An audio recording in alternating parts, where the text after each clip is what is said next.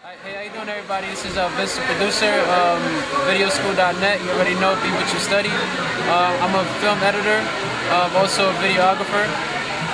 So today we're just going to talk about Joe Sanchez and what he does, and he's going to give you guys a few pointers about filmmaking, specifically storytelling, to teach you guys a few things about how to go about doing it based on his experience. Alright, so welcome to Video School. Be what you study. This is Mmjoe, and I'm here with well, go ahead. Vince, the producer, Joe. Vince, the producer. He's about to ask you a couple questions. Alright, so Joe, what's on your slate for 2014? Let me clear this up. As a filmmaker, you're also a storyteller. You just tell your stories on a visual platform. Anyway, my slate this year is about 5 projects so far.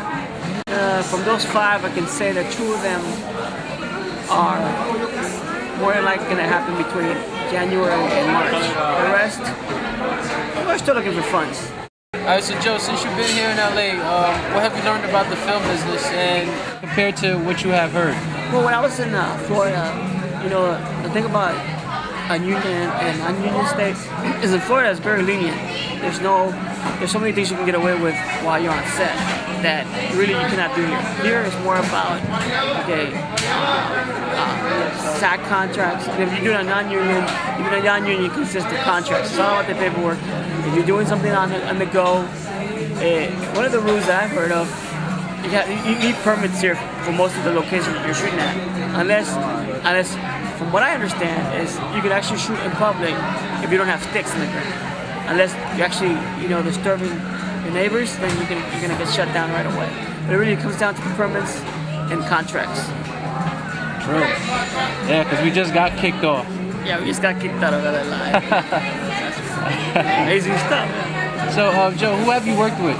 I've worked with a lot of people. One of my biggest influences was, when I first got here, I worked with this gentleman who became my mentor. But I figured that it was best that we parted ways because I figured I needed to find my own way when things got easier. It's nothing personal. I just figured that he had done enough to pull my weight to get me to a certain point, and I appreciate all he did for me. But because of him, I met a lot of. I actually was on my first set here in LA. I worked with Jeremy London. I worked with Eric Roberts. Well, a lot of B-movie actors. I've done some shorts. And I've been involved in a couple of things. Well, let me start on. In other words, I produced 2 shorts since I got here, and I've been involved in like about 4 features. Go ahead. Okay.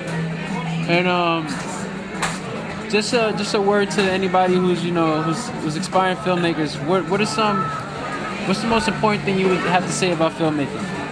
I guess determination, because obviously, if you really want to get down to it, when you get to LA, you realize many people are doing it. And it becomes very competitive, but nobody's competing actually. They just like do what they do. People think that you're competing, but you're not competing. You just do what you do, and that's the bottom line. Once it becomes a natural thing, you realize that it is who you are. Okay. So about contracts. Earlier you mentioned something about contracts, especially in LA. You better know your paperwork, right? You better know your paperwork. Yeah, what about it? Oh yeah, well, I'll give you a tip. Like I said, everything is about contracts. And if you want to know more about contracts, go to the SAGultra.com website. It talks about SAG modified, low budget, ultra low budget, the scales of budgets. Like let's say if you have this much money for the project, that falls into this category. If you have more, it falls into this category. It's a very interesting thing because like I said, a lot of filmmakers come from outside. They get to LA, they think, okay, now we can make a movie. Well, you need insurance on top of that. A lot of people know about insurance. Yeah, you need things to be attached before you can even go on day one, before you can even hit start rolling on that camera on day one. You need certain things to be already attached before anything else can happen. Okay. And what about storytelling? What do you think?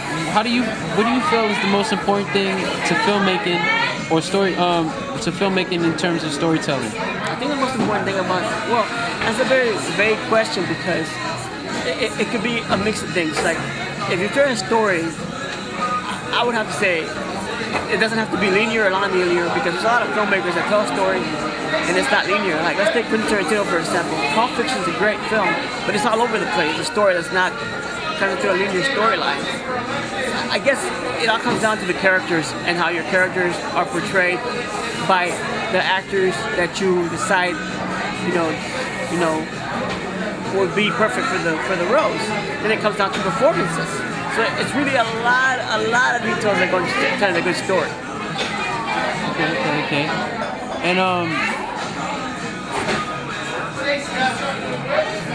so out of all the ways people can yeah, out of all the ways people could come up with telling a story, what are some ways that you feel it's most comfortable for you? Well, I'm not really a technical guy. I'm not a DP. I've learned that throughout my process of development, because I would say, because every time you do a project, you're always learning. A little bit about me. If you IMDb, I am Mmjoe Sanchez. Mmjoe Sanchez. You'll see my name. You'll see that I've done a number of short films before I moved to LA. But overall, I have about 12 to 14 shorts, and a lot of them I did trial by error. I learned what I do when I do. I mean, in other words, I learned what works for me and what doesn't work for me. So, shooting my own short films has taught me what exactly I like, don't like as a cinematographer or as a visual person. I think I'm better off with another person shooting my stuff. But there's a short film that I do appreciate that I think a lot of work went into it. It's called Delay Reaction. The writing was good. It was a very dark story. A lot of the acting was performances. I figured that it was well casted. The actors could do what they have to do to tell a story. But the tone of the movie itself, when you see it, you'll see that it's a very dark film. I kept the lights very, very dim. I even made the colors a little darker than usual. And I let the characters come to life, and you'll see once you see it. It's called Delay Reaction. Alright, most definitely gotta check it out, man. And